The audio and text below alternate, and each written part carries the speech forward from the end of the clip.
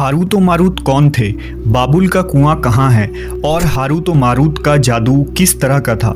ये वो पुरअसरार सवालात हैं जिनके जवाब तो बहुत हैं और लिखने वालों ने भी बहुत कुछ लिखा है, लेकिन उन किस्से कहानियों में हकीकत को तलाश करना गहरे समुंदर से मोतियां निकालने के बराबर है। हारूत और मारूत के मुताल्लिक बुनियादी तौर पर दो तरह की रवायतें मिलती हैं, एक वो जो कुरान और हदीस और ताबईन के अक़वाल में मौजूद है और दूसरी वो जो तौरेत और इंजील और इसराइली रवायतों में आती है, जबकि उन इसराइली रवायतों को बेशतर उलमा और मुवर्रिखीन ने तायद की है। इस वीडियो में हम उन दोनों तरह की रवायतों और वाक़यात को मुकम्मल पेश करेंगे।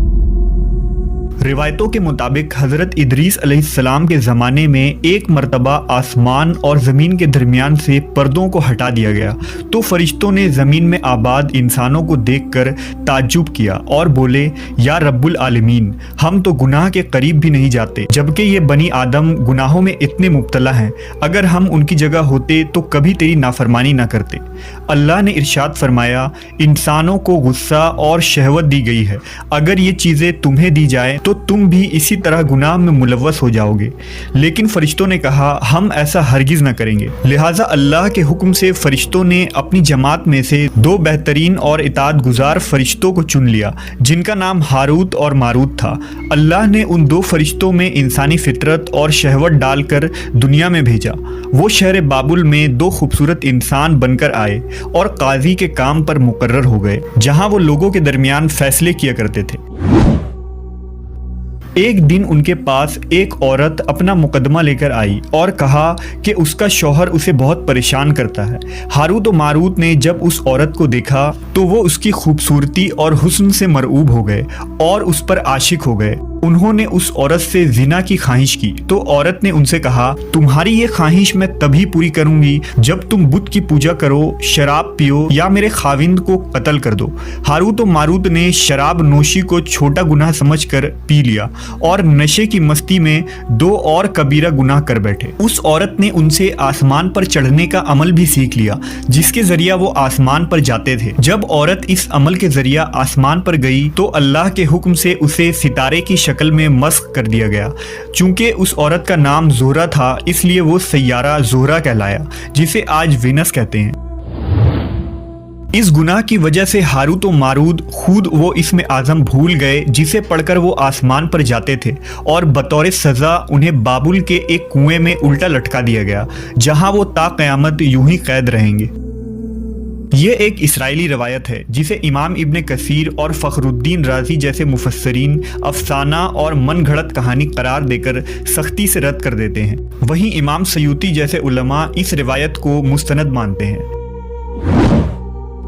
हारूत और मारूत और चाहे बाबुल के सिलसिले में एक और रिवायत कसरत से बयान की जाती है, जिसके मुताबिक एक ज़माना ऐसा था जब शहर बाबुल रुए ज़मीन पर तहजीब और तमद्दुन का मरकज़ था। यहाँ के लोग बातिल खुदा की परस्तिश किया करते थे। ये लोग अपनी किस्मत उनसे वाबस्ता समझते थे, इसलिए इल्म नजूम और इल्म फल्कियात में बड़े माहिर थे। उनके बुतकदों में सितारों की पूजा की जाती थी।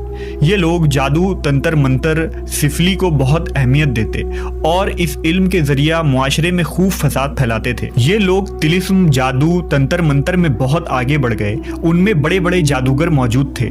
उनकी तारीखी किताबों में जगह जगह जादू और तंत्र मंत्र ही नजर आता है। उनका जादू दूर दूर तक मशहूर था। मुख्तसर ये कि उस शहर का बाशिंदा होना ही जादूगर होने की अलामत थी। जब हज़रत सुलेमान अलैहिस्सलाम की हुकूमत आई तो आपने उन लोगों को इस शिरकिया अमल से रोका और उनकी सहर और जादू की किताबों को एक जगह जमा करके अपनी अजीम कुर्सी के नीचे दफन कर दिया, ताकि इस फितना अंगेज इल्म का जड़ से खात्मा हो जाए। जब सुलेमान अलैहिस्सलाम की वफ़ात हुई तो शैतान ने उन किताबों को दोबारा खोद कर निकाला और लोगों से कहा कि सुलेमान पैगम्बर नहीं था, बल्कि उन किताबों के जरिया हुकूमत किया करता था। लिहाजा हवा में उड़ना, जिन्नात पर काबू और सुलेमान अलैहिस्सलाम के गैर मामूली मुआजिज़ात दरअसल जादू और सिफली का अमल था। बनी इसराइल ने उसकी पैरवी की और उन किताबों को पढ़ना शुरू कर दिया। लिहाजा दोबारा ये शर अंगेज इल्म इस कौम में सुरायत कर गई। अल्लाह ने सुलेमान अलैहिस्सलाम पर लगाए गए इल्ज़ाम और तुहमत की नफ़ी करते हुए सूरह बकरा में फरमाया है, اور انہوں نے اس چیز کی پیروی کی جو شیطان سلیمان کی بادشاہت کے وقت پڑھتے تھے، اور سلیمان نے کفر نہیں کیا تھا لیکن شیطانوں نے ہی کفر کیا۔ لوگوں کو جادو سکھاتے تھے اور اس چیز کی بھی جو شہر بابل میں ہاروت و ماروت 2 فرشتوں پر اتارا گیا تھا، اور وہ کسی کو نہ سکھاتے تھے جب تک یہ نہ کہہ دیتے کہ ہم تو صرف آزمائش کے لیے ہیں، تو کافر نہ بن۔ لہٰذا جب یہ سحر کا علم بابل میں عام ہو گیا اور لوگوں کی تکلیف اور پریشانی کا باعث بن گیا، تو اللہ نے 2 فرشتوں کو انسانی صورت میں مامور کیا کہ وہ جادو کے عوامل اور اسے باطل کرنے کا طریقہ لوگوں کو سکھائیں تاکہ وہ جادوگروں کے فساد اور شر سے محفوظ رہ سکے۔ لیکن یہ تعلیمات غلط مقصد کے لیے بھی استعمال ہو سکتی تھی۔ حالانکہ وہ فرشتے لوگوں کو تنبیہ کرتے تھے اور ان کے لیے صراحتاً کہتے تھے کہ یہ تمہارے لیے ایک طرح کی آزمائش ہے، لیکن پھر بھی وہ لوگ ایسے کاموں میں پڑ گئے جو انسانوں کے لیے ضرر اور نقصان کا باعث تھا۔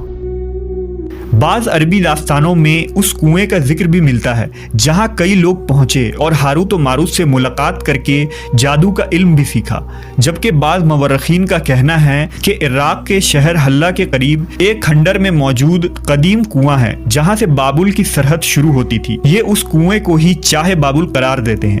بہرحال اس واقعے سے یہ سبق ملتا ہے کہ سفلی اور جادو ایک شرکیہ عمل ہے، مگر یہ کہ اس کا استعمال فساد اور شر پسندی کے خاتمے کے لیے کیا جائے۔